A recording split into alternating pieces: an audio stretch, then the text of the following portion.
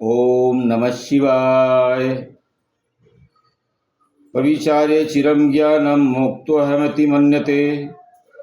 किमसौ मननादेव मुक्तो भवति तत्क्षणात्। केवल ज्ञान मात्र का अभ्यास करने से अनेक जन्म के पश्चात योग की प्राप्ति होती है। जब आप ज्ञान प्राप्त करते रहेंगे तब आपको योग की प्राप्ति होगी, परंतु योग से तो एक ही जन्म में ज्ञान हो जाता है।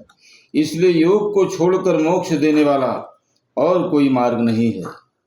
चिरकाल तक ज्ञान का विचार करके कोई ऐसा मान लेवे कि मैं मुक्त हूँ, तो योग साधन ना करके विचार मात्र से क्या वह मुक्त हो सकता है? पहले ही कहा गया है कि बिना योग के ज्ञान कदापि नहीं है। ऐसा योग शिखोपनिषद में लिखा हुआ है। तो मन से ऐसा मानने वाला ज्ञानी कहीं सैकड़ों जन्मों में योग से ही मुक्त होगा। योग साधन न करके शास्त्र पढ़कर अथवा अपनी कल्पना से ज्ञान मान लेने से तो जन्म और मरण होते ही रहेंगे, परंतु योग साधन से तो इसी जन्म में ज्ञान हो जाएगा, क्योंकि योग से बार बार जन्म मरण नहीं होता।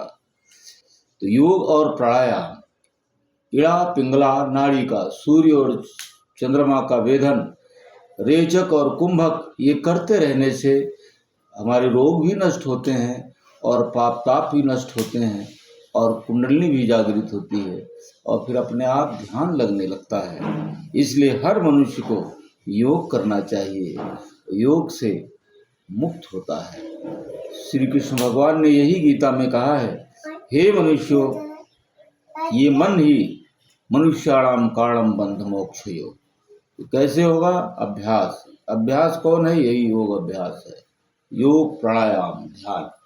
ध्यान करिए अपने आज्ञा चक्र में और अपनी श्वास प्रश्वास को रेचक कुंभक छोड़ते रहिए, ऊपर नीचे अपान। जब आप छोड़ते हैं तो आप अनंत में समाहित हो जाते हैं। जो अंदर आते हैं नाभि के अंदर, तो आप इस शरीर में प्राण स्वरूप होते हैं। ये शरीर हाड़ मांस के शरीर नहीं रहते हैं। धीरे धीरे इसका बोध हो जाता है। ओम नमः शिवाय।